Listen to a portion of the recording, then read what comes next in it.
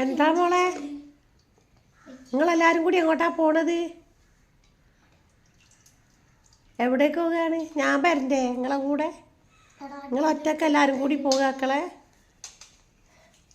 ആയിക്കോട്ടെ, എന്നാ പോയി മക്കളെ. നമുക്ക് ഒന്ന് രണ്ട് സ്ഥലത്തൊക്കെ പോകാനുണ്ട്, സാധനങ്ങളൊക്കെ മേടിക്കാനുണ്ട്, പല പണികളും ഉണ്ട്. അപ്പോൾ അതുകൊണ്ട് നിങ്ങളെയും കൂട്ടി പോയാൽ ശരിയാവില്ല. കുറേ അപ്പുറത്തേക്കും ഇപ്പുറത്തേക്കൊക്കെ നടന്നു പോകാനുണ്ട്. നിങ്ങൾക്ക് അതിനൊന്നും കഴിയൂല.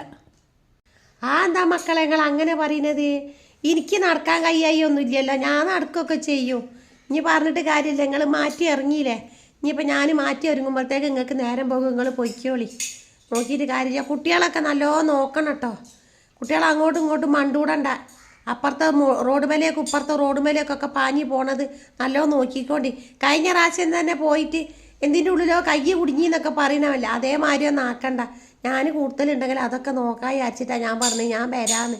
എനിക്ക് തുണിയും കുപ്പായൊന്നും വേണ്ടക്കളെ, നിങ്ങളെ കൂടെ ഞാൻ വേണമെങ്കിൽ വരാം. എനിക്ക് വേഗം ഒന്നത് മാറ്റിയാൽ പോരെ? വേണ്ടേ? എന്നായിക്കോട്ടെ, എന്നാൽ നിങ്ങൾ പൊയ്ക്കോളി. നിങ്ങൾ ആ ഗേറ്റ് അങ്ങോട്ട് പൂട്ടിക്കാളിട്ടോ. കുട്ടികളെ നല്ല നോക്കിക്കോണ്ടി. പൂച്ചയെ നായിയൊക്കെ അങ്ങോട്ട് കയറണ്ട.